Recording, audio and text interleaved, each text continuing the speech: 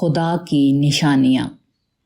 Maxwell وہ شخص ہے جس نے فطرت میں برقی مقناطیسی تعامل کے قوانین کو انتہائی کامیابی کے ساتھ ریاضیاتی مساوات میں بیان کیا ہے۔ کہا جاتا ہے کہ جب عظیم جرمن سائنسدان بولٹزمین نے اس کو دیکھا تو اس نے تعجب کے ساتھ کہا کہ کون وہ خدا ہے جس نے یہ نشانیاں لکھ دیں۔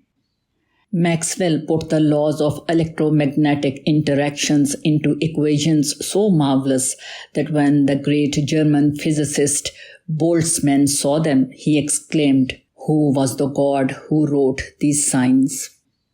کائنات کا مطالعہ کرنے والے کے لیے سب سے زیادہ عجیب بات یہ ہے کہ ہر مطالعہ بالآخر ایک ایسی چیز پر ختم ہوتا ہے جو انتہائی پراسرار طور پر حکیمانہ ہوتی ہے۔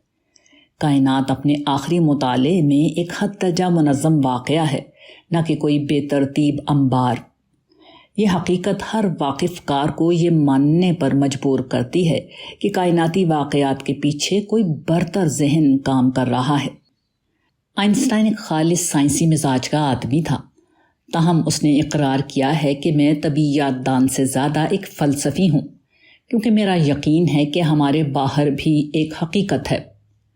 I am more a philosopher than a physicist, for I believe there is a reality outside of us, the world as I see it. Einstein اپنے اس ذہن کی وجہ سے کہتا ہے کہ اس معنی میں بھی ایک پکا مذہبی آدمی ہوں۔ In this sense, I belong to the ranks of devotedly religious men. کائنات خدا کی نشانی ہے، وہ مخلوق کے روپ میں خالق کی تصویر دکھاتی ہے۔ جو شخص کھلے ذہن کے ساتھ کائنات کو دیکھے گا وہ اس کے اندر اس کے خدا کو پالے گا، البتہ جن کے ذہن میں ٹیڑھ ہو وہ عین روشنی کے درمیان بھی اندھیرے میں رہیں گے، وہ خدا کے قریب کھڑے ہو کر بھی خدا کو نہ پائیں گے۔